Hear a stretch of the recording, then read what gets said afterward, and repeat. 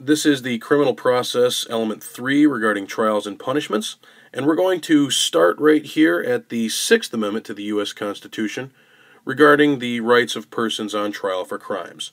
Now, like we've done in the previous two elements here, what I'd like you to do is go to your Constitution, open it up to the Sixth Amendment at this time, and annotate or underline the key words, main points of the Sixth Amendment to the U.S. Constitution. So as I've said before, please pause the video now. Okay, so let's take a look at the two sides in any trial. First, you have the plaintiff. The plaintiff is the one who is doing the accusing, and in the name of the case, the plaintiff is the one who is always listed first. Then you have the defendant, and they are the ones being accused, and they are always listed second in the name of the case. Now, if it was a civil case, the plaintiff and the defendant would be two people, just like I showed you in the previous slides. But we're studying the Sixth Amendment to the U.S. Constitution right now, and that deals with criminal trials. And in criminal trials, it's a little bit different. Take this case, for example. In the mid-1990s, O.J. Simpson was accused of murdering his ex-wife, Nicole Brown Simpson. Now, we as a society have agreed that we don't like murder, and have agreed as a society that we don't want it to happen. Therefore, our government has set forth laws about murder that we as a society have agreed to follow. So when someone decides they're going to commit a murder, they are violating not only the laws that have been put forth regarding murder, but they've also violated what society wants as well. Therefore, who's the plaintiff in a criminal trial? Well, society. We are, or at least those people who represent us in government. In this particular case, it was the state of California versus Simpson. The state of California was the plaintiff, listed first, and Simpson, the accused, was listed second. The state of California versus Simpson. In most case records in criminal cases, you'll see it this way: the United States versus Anderson, or the state of Michigan versus Smith. Therefore, the state, the government, the representatives of society are the plaintiff, and the accused has committed the crime against society. Okay, so we know who the plaintiff and the defendant are, both in a civil case and a criminal case, but what about those people that are actually conducting the case, the lawyers? Well, they're not just lawyers, they all go by different titles as well. Now, since the plaintiff is listed first in the case records, and we're studying criminal trials, let's take a look at the lawyers who represent the plaintiffs in criminal trials. In other words, the lawyers who represent the government. They go by one of two titles. They're either known as prosecutors or district attorneys, and they have one distinct thing in common. They are trying to convict the defendant. They are trying to put the accused into jail. Now, that's what they have in common. The difference is where they practice their law. Prosecutor is usually a county title. We have a Leelanau County prosecutor. In bigger cities or on the federal level, they have district attorneys that represent federal districts. So in bigger areas, they're usually known as district attorneys. Although the city of Detroit, which basically occupies most, if not all, of Wayne County, also has a Wayne County prosecutor. That's what they basically do, is put people in jail. Now, on the other side of this are the defense attorneys. You, as the defendant, according to the Sixth Amendment, have the right to an attorney at your trial, have the right to have someone represent you and defend you against the accusations of the government or the prosecution. Defense attorneys basically do that. Now, these are usually private attorneys that you hire. They're not hired by the government for the most part. They're people that you hire on your own from a private firm to defend you in court. You have that right according to the Sixth Amendment. And if you cannot afford an attorney, one will be provided for you by the government.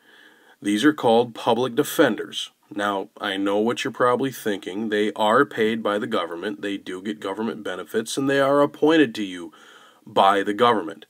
But they are obligated, according to U.S. Supreme Court decisions, they are obligated to give you the best defense possible that they can offer Otherwise, you can sue them for malpractice. So they really don't have any choice. They have to do the best job they can, not just mail it in and see you get convicted. As a matter of fact, if you were on videotape shooting someone, yelling out loud that you had shot someone, holding a neon sign saying, "I shot this person," and it was all on video for everybody in the court to see, yeah, the public defender has to somehow make something out of that and defend you. Probably going to be an insanity defense, but you know what I'm getting at. Anyway, for a lot of people, this is the most difficult job in the legal system because their success rate is very, very limited. You're trying to defend people a lot of times that might have overwhelming evidence against them. So some lawyers look at this as a stepping stone job to having their own private practice or being a judge. But there are still career public defenders who love doing it because they have seen guys get sent to prison for things that they didn't do. And they want to defend the public against that government and see it as a higher calling. So public defender is a very honorable job, even if it's very difficult. Oh, and one more thing. You might often hear lawyers referred to as counselor. A judge might say, "Counselor, please approach the bench," or "Will counsel please approach the bench?" That's because counselors are people who give advice, in this case, legal advice, so lawyers are often referred to as counselors.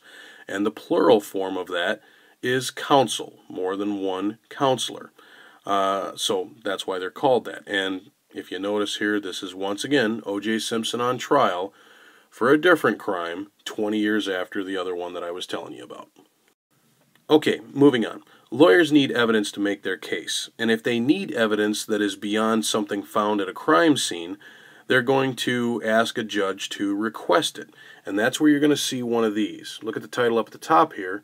This is called a subpoena, and a subpoena is an official court order for you to provide evidence in some way, shape, or form. The subpoena you see in front of you here, if you take a look up in this corner, is asking this person, or commanding, I should say, this person, to appear in court to give witness testimony. That is the evidence that they are expected to provide. But subpoenas can require you to provide things as evidence as well. You can see here it says, "You are commanded to produce and permit inspection and copying of the following documents or objects at the place, time, and date specified below," and they have directions for all the different things they want provided for this trial. Now, whether it's you coming in to provide evidence with your testimony, or you bringing in a file or a picture or a document, whatever the case may be as evidence, you basically have to do it, because if you don't do it, you are disrespecting the court. And in the legal system, that's referred to as contempt of court, and you can be jailed for it.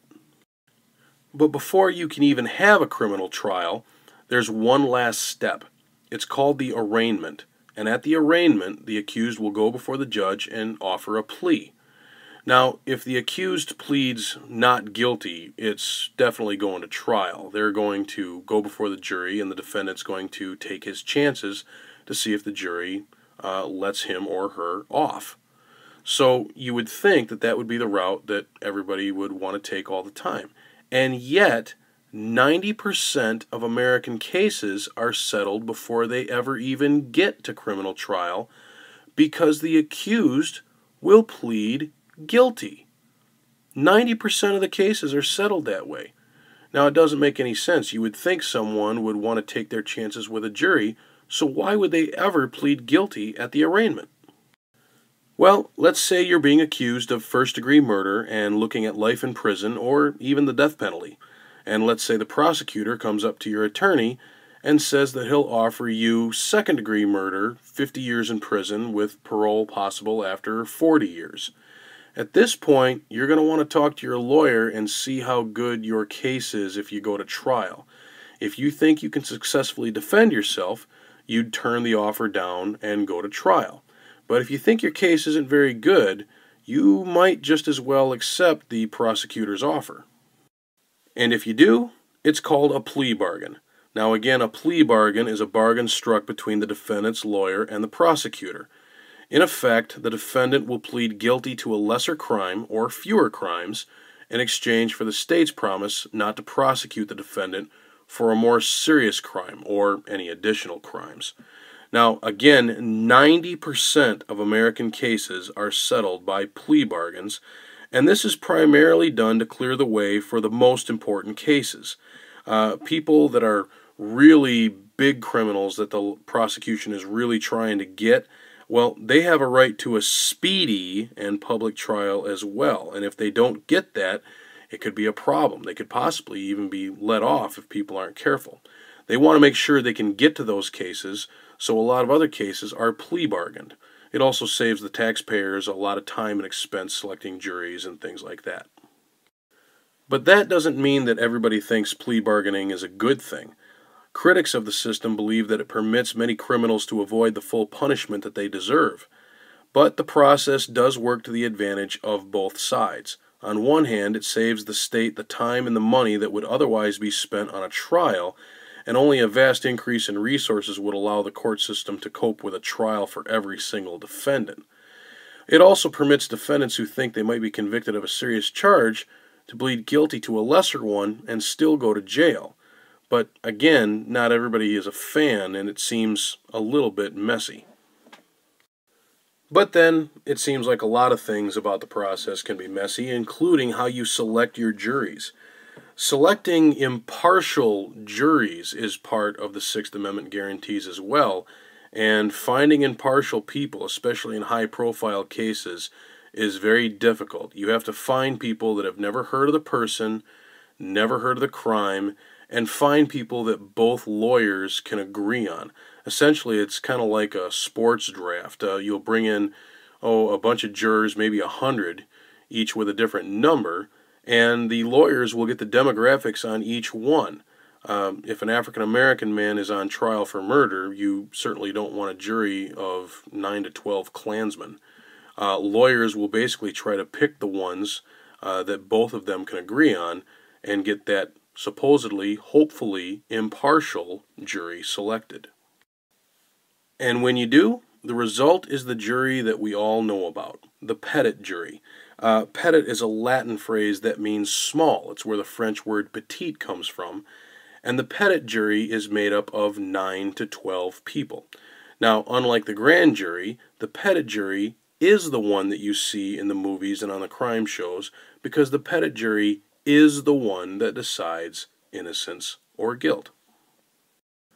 So, the Sixth Amendment provides a lot of protections for the accused: the right to an impartial jury, the right to be brought before a judge to be told what your crime is, the right to have a speedy and public trial, the right to confront their witnesses and have lawyers for their defense. These are all protections that are part of the Sixth Amendment, and ultimately, a due process of law that protects the accused as much as it possibly can, while putting the burden of proof on those who are trying to put the accused in jail, starting with a reasonable suspicion that could lead to probable cause, that could lead to the gathering of evidence and determining if there is enough evidence to warrant a trial. Even then, the person is still presumed innocent until proven guilty beyond a reasonable doubt. That is due process of law and how defendants are protected and the rights that they have. Now, as mentioned before, not all cases are criminal cases punishable by jail time or huge monetary fines. Others are civil offenses, as outlined in the Seventh Amendment about civil cases. Please take a second to annotate and underline the key points of the Seventh Amendment. Pause the video. Now remember, a civil case is not a crime against society. It's a dispute between two civilians, hence the name. So the government isn't the plaintiff. You'll usually have Smith as a plaintiff versus Jones as a defendant, or Anderson versus Brown, or if it's a divorce case, Smith versus Smith. The bottom line here is that civil cases are almost always about monetary punishment.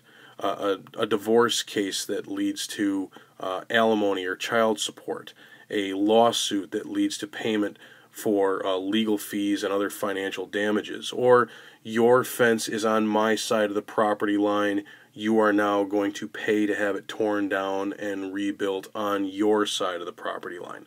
Those are civil cases. All right, we'll continue this in part 2.